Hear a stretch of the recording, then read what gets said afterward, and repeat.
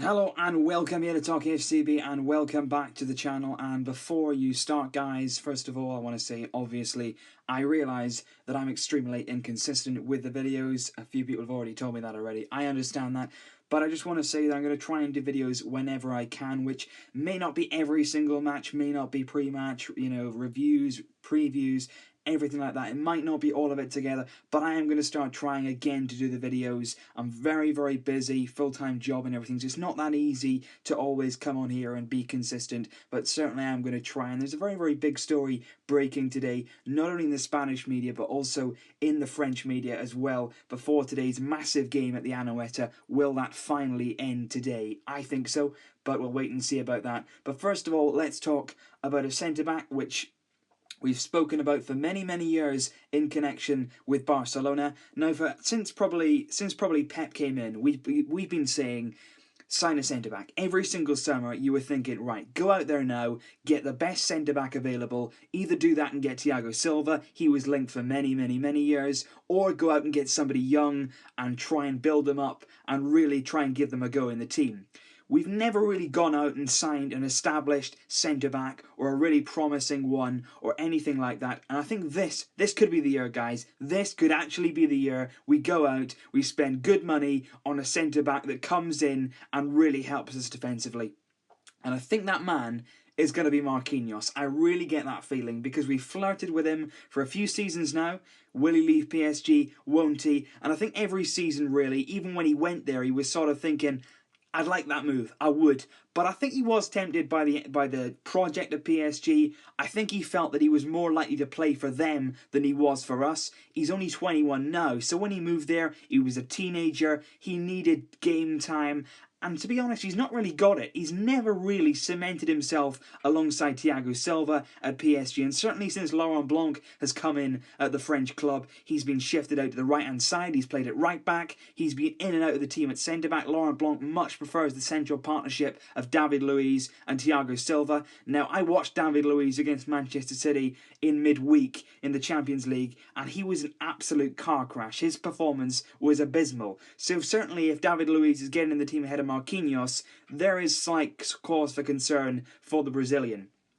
And I think that's what's getting to him now. It's getting to the stage in Marquinhos' career where he wants to be making more caps for Brazil, he wants to be getting called up, he wants to be playing in the big matches, and most of all, he wants to be successful, as every player does, in the Champions League. PSG look again like they may falter this season. They're not in a good position against Man City. They may come back, but even if they do, he's not really in their plans at the moment. I think this is the summer where Marquinhos, more than ever, will try and push for a move. This is nothing to do with wages. He doesn't want a contract renewal. He's got a contract with PSG until 2019. He's not worried about that. What he wants now is what's best for his career. And of course, if any player gets the chance to go to Barcelona, you take it. And certainly this time round, he will not be silly enough if we come in for him, if we make the right offer and PSG are happy to sell, which may not be very easy at all. But if it does happen, Marquinhos, for me, I think he'll go.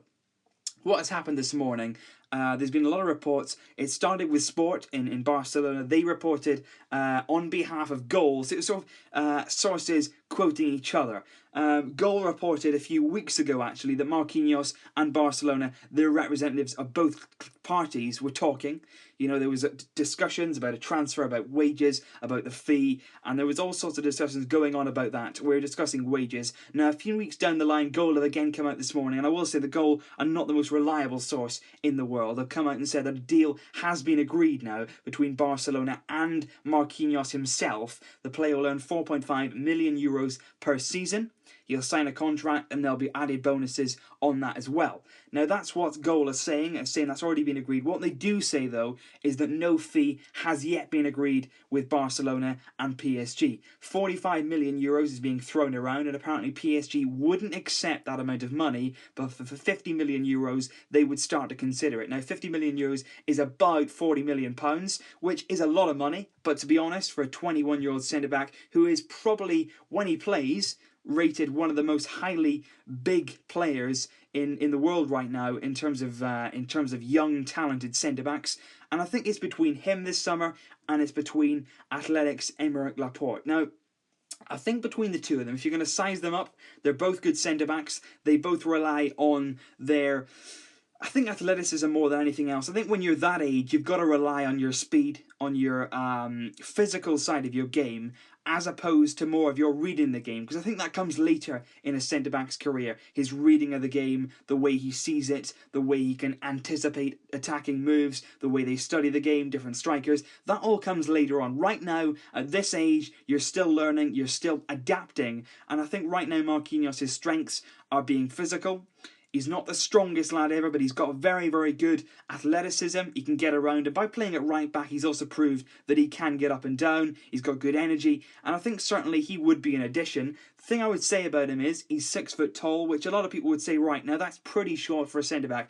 Bear in mind that we've been playing with somebody who is 5'8" for the last, a lot of years with Javier Mascherano, who, by the way, has done an outstanding job in the time that he's been with us next to Gerard Piqué. So 6 foot isn't the tallest ever, but it's not a major issue as long as your reading of the game is good enough and as long as you can get around the pitch. Marquinhos can do that.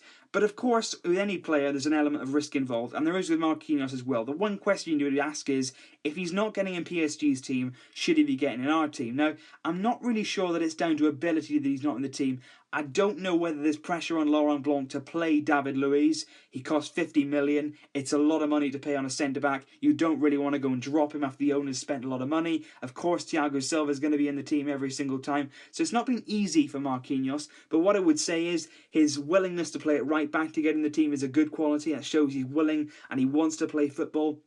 He'll adapt himself to the situation. That's good. And it's also good the fact that he can play right back in general, because, we're not actually that gifted with a lot of right back players at the moment. And certainly that is an area in which in a few years' time we may need to look at. And it's always good to have players in the squad who can play in other positions. Versatility is very, very good in the modern game. So that is certainly a positive on that front. What I would say, though, the most difficult thing in this entire transfer is PSG. We've tried to negotiate with them before. We've failed on many, many occasions.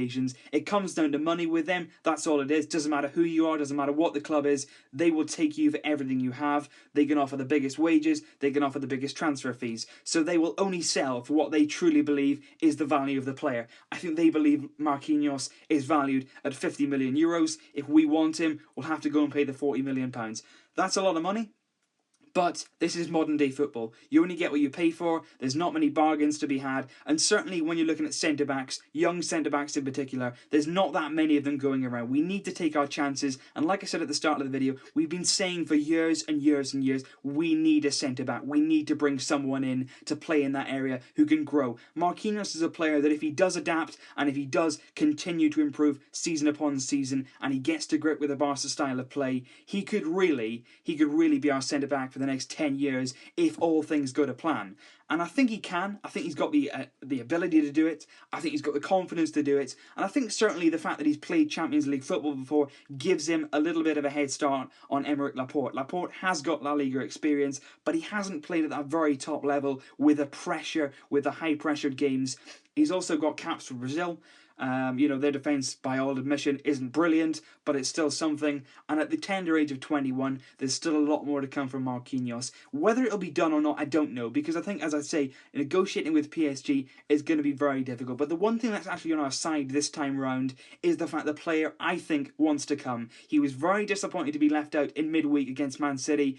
David Luiz started alongside Thiago Silva with Aurier at right back. Marquinhos, apparently, as quoted by L'Equipe, was absolutely devastated that Laurent Blanc didn't pick him for that game. So clearly the relationship is breaking down at PSG. He's going to want to leave that club. If we can pay what they feel his valuation is, we'll get our man. And for once, I think we need to take our budget. We need to just do what we need to do to get the centre-back. We waited years for this. If the price is right, if the player is right for us, and if we see the ability in Marquinhos, let's go out there, let's get him, let's worry about the price tag later. You can pay for players, you can pay the big prices, but we saw with players like Luis Suarez, with Neymar, if you pay the money and they come up trumps, it doesn't even matter in the end. If the trophies are coming, the money, at the end of the day, it's not our money. We don't spend it. It's not anything to do with us. The club's got to handle that from their side. If it's there, let's go and get him. So leave your thoughts down below, guys. Do you think we should be going in for Marquinhos this summer? Who is the better option between him and Aymeric Laporte? Now, the thing with Laporte is there's a few other clubs involved as well. Pep Guardiola apparently wants him at Manchester City. Man United also being linked very heavily with Laporte. So there's Premier League interest and big wages on the line for Laporte if he wants to go there. So there's a lot of options to weigh up. Let me know in the comments down below what you think we should be doing. Is Marquinhos the right fit for Barca? And more than that, do you see us being able to get this deal over the line with both himself and PSG too? So let me know down below. Thanks for watching as always, guys. Good to be back. Like I said, I'll try and do as many videos as I can for you guys, and I'm interested to hear your thoughts on this one. And it's been great to be back. I'll see you very, very soon. But until then, as always, Vesca El Barça.